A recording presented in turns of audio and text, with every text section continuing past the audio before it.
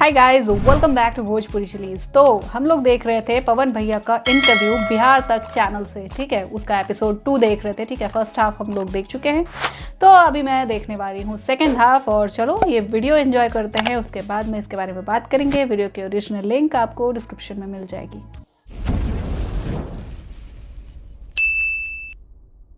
बिल्कुल। तो मैं आपको बता दूं कि एक जो लोग कहते हैं कि पवन सिंह ऐसे सख्त इंसान है जिससे इंसान टकराने के पहले भी 10 बार सोचता है, लेकिन मैं आपको बता दूं, हालांकि मैं 2 दिन से लगातार इनको देख रही हूँ, सेट पे भी देख रही हूँ, तो ये तो है कि थोड़े सख्त है, लेकिन उतने ही दिल से मैं देखा जाए तो सॉफ्ट भी है।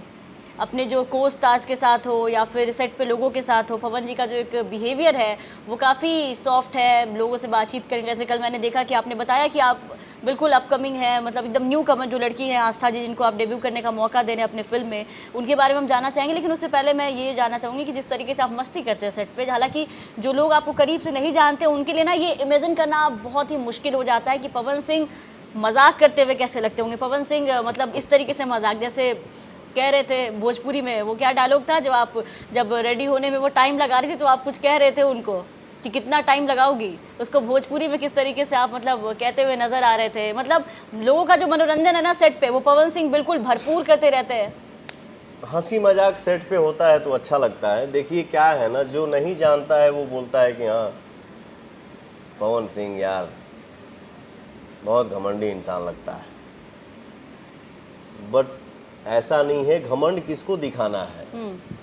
अभिमान जब अच्छे अच्छे दिग्गजों का जब नहीं रहा है तो फिर हम आप क्या हैं? ये बात तो बिल्कुल सही है। वो एक भावना होता है, घमंड वो कभी एक किसी जो का नहीं नहीं देखे होते हैं उसके लिए ये होता है। मैं हमेशा से चाहता हूँ कि हमारी इंडस्ट्री में, वो चाहे सिंगर हो, चाहे एक्टर हो या एक्ट्रेस हो, हर नए आर्टिस्ट को चांस मिलना चाहिए ताकि वो अपना प्रूव कर सके कि हाँ इंडस्ट्री में और भी बहुत सारे कलाकार हैं। बाकी जो किसी किसी के मन में भ्रम होता है ना कि अरे यार इसका दायरा वहीं तक है, वहीं तक रखो, ये है वो है, दिस है दैट है, नहीं, मेरे मन में कभी ऐसा नहीं होता है। क्या है, मैं हमेशा से ये चाहता हूँ कि हमारी इंडस्ट्री में जितने कलाकार बढ़ेंगे ना तो हमारी इंडस्ट्री उतना ही ग्रोथ करेगी, उतना ही बढ़ेगी। तो कभी किसी से कोई जलन नहीं रखने का, हमेशा ये चाह होना चाहिए हर आर्टिस्ट का जो अपने कुर्सी पे बैठा है कि और भी कलाकार आएँ और अच्छे से काम करें और हमारी इंडस्ट्री जो है वो और आगे बढ़े। बिल्कुल, क्योंकि कई नए लोग जो हैं, मतलब आप लोग तो काफ़ी अब इंडस्ट्री में काफ़ी पुराने हो गए, अब आपके जैसे देखिए कि नए लोग आ रहे हैं जो आपको देख करके कुछ सीख रहे हैं। जैसे मैं अरविंद अकेला कल्लू जी का नाम लेना चाहूँगी। पिछले महीने ही हमारे स्टूडियो आए थे। जब मैंने उनसे ये पूछा कि मतलब आप यहाँ तक कैसे आए, क्योंकि काफ़ी छोटे थे जब मैं उनको देख रही हूँ कि मतलब हमारे हम उम्र ही लगते हैं मुझे, गाना वाना गाते थे और यहाँ तक पहुँचे। जब मैंने उनसे पूछा कि आप किससे इंस्पायर्ड है भोजपुरी में, किसको देख करके मतलब आप यहाँ तक आए, तो उन्होंने एक नाम लिया और वो नाम था पवन सिंह।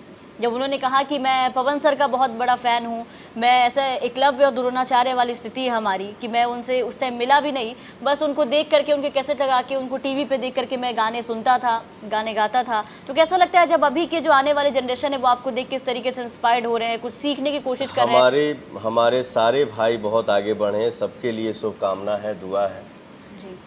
रही बात कल्लू की, तो कल्लू मेरे छोटे भाई हैं, मेरा छोटा भाई है और बहुत मेहनती कलाकार है।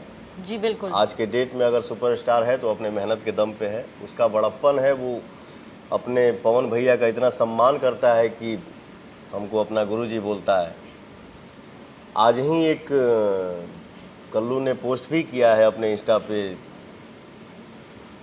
प्यार करो बट प्यार का दिखावा मत करो,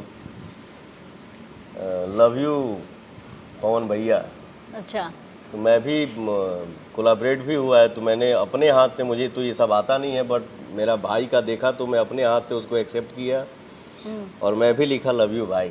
ठीक है। अब यहाँ पे ऐसा सीन बनता नज़र आ रहा है मुझे कि जब कल्लू जी हमारे पास आए थे तो उन्होंने आपका गाना गाया और उन्होंने कहा कि क्योंकि मैं उनका ही गाना गुनगुनाऊंगा, और मैंने बोला कि कौन सा गाना था जो आपको याद होगा, तो गाया उन्होंने। बहुत डाई हार्ट फैन है आपके। अब मैं चाहूँगी कि शिष्य तो मतलब गुरु के गाने गा के चले गए, उनका कोई गाना जो आपको याद होगा, 2 लाइन आप गुनगुनाना चाहेंगे? बहुत सारा गाना है उसका, 1-2 गाना थोड़ी है, कितना हिट दिया और कितना हिट अभी देते कोई जा गाना रहा जो है। आप गुनगुनाना चाहेंगे, 2 लाइन? भगवान करें कि मेरा भाई, मेरा बाबू हिट पे हिट देते जाए, हमेशा रिकॉर्ड तोड़ते जाए। और जितने हमारे भाई हैं हमसे उम्र में जितने छोटे हैं और जो हमारे बाद आए हैं, मैं कभी किसी के लिए 19-20 और कम ज़्यादा नहीं करता हूँ। हमारे लिए सारे बराबर हैं और हमारे लिए सारे छोटे भाई हैं। कल्लू हैं, सो स्वीट यार, हमारे so रितेश जी हैं, जी। गुंजन भाई है, अंकुश राजा है, और मुझे लगता है कुछ भूल रहे हैं आप, जो आपसे छोटे हैं और कौन और वो कौन भी भाई? आपके बाद ही इंडस्ट्री में आए। मुझे लगता है किसी का नाम भूल रहे हैं आप। खेसारी जी भी आपके बाद ही आए हैं, जिनको बीते दिन आप कह रहे थे कि वो तो मेरा छोटा भाई है। बिल्कुल हमारे छोटे भाई हैं और छोटे भाई ही रहेंगे। उनके लिए भी शुभकामना है, दुआ है कि बहुत मस्त रहें, स्वस्थ रहें और खूब आगे बढ़ें, हमेशा छाए रहें। मैं एक बात हमेशा ये मेरे नेचर में है और मेरे खून में है, मेरे संस्कार में है कि मैं चाह के भी किसी के लिए बुरा नहीं चाह सकता, बुरा नहीं सोच सकता, क्योंकि धरती पे देखिए हम आपसे कुछ छुपा लेंगे, आप हमसे कुछ छुपा लेंगे, बट उनसे कोई कुछ छुपा नहीं सकता है। मैं जो मेरे से बात करते हैं वो भी हमारे प्रिय हैं, जो मेरे से बात नहीं करते हैं वो भी हमारे प्रिय हैं। तो हमारे सब लोग भाई हैं। अगर कोनो भाई के नाम छूटल बा तब माइंड मत करिए सब पागल, हम सबसे उतने ही प्यार करीला। जेकर नाम ली वो हमारे लिए उतने प्यारा बा, जेकर नाम नहीं ले ले वो हमारे खातिर, सब कोई हमारे लिए प्यारा है। सब कोई राजा बाबू है, सब कोई हीरा है, सब कोई कोहिनूर है और सब लोग अपने अपने लाइन में मस्त रहे। वाओ, सो मतलब इतने स्वीट तरीके से, इतने प्यारे तरीके से उन्होंने सबको शुभकामनाएं दी। ठीक है यार, होता है जब आप किसी को पर्सनली नहीं जानते हैं ना, तो लोग अलग अलग अजम्पशन बना लेते हैं कि हाँ ये शायद ये सोच रहे हैं, ये शायद ये ऐसा करना चाह रहे हैं। उनके कामों में अलग ही अलग कमियां निकालेंगे कि इन्होंने ऐसा नहीं है, ऐसा किया, ज़रूर ऐसी कोई बात होगी, है ना। यही तो काम है, यही तो सबका सब मैं कह सकती हूँ सबकी रोज़ी रोटी इसी से चलती है भैया, कि हाँ किसी में कुछ ना कुछ एक कंट्रोवर्सी अगर निकाल दें, किसी ना किसी में अगर थोड़ी कमी बहुत निकाल दें, है ना, तो उनसे थोड़ा उनका वो चल जाता है, काम चल जाता है ना। बट जो लोग पर्सनली जानते हैं, है ना, वही सबसे ज़्यादा उनके करीब आ पाते हैं, वही जान पाते हैं कि हाँ कौन क्या कितना है। ठीक है, कौन कितने पानी में है, कौन क्या कितना अच्छा है, कितना बुरा है, सब वो लोग करीबी ही जानते हैं। हर कोई से तो देखो आदमी अपनी पर्सनल क्लोज बातें शेयर करता नहीं फिरता है ना, तो वही सब मामला हो जाता है। खैर यार, काफ़ी अच्छा वीडियो था। तो आई होप आप लोग को रिएक्शन पसंद आया होगा और मैं जल्द ही इसका एपिसोड 3 भी लेकर आऊँगी। तो प्लीज़ अगर चैनल को अभी तक सब्सक्राइब नहीं किया है तो ज़रूर कर लेना। मैं मिलती हूँ नेक्स्ट वीडियो में। बाय।